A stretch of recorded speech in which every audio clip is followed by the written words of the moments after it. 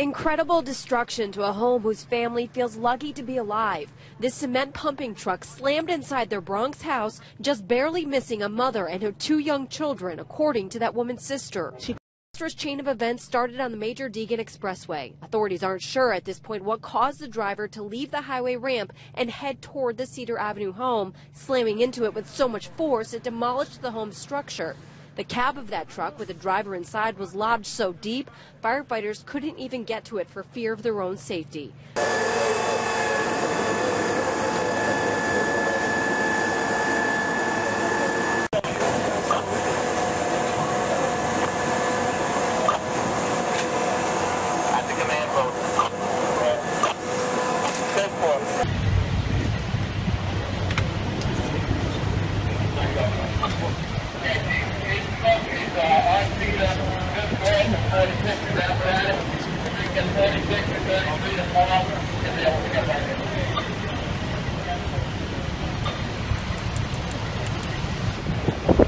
The building's going to collapse once they pull that truck out.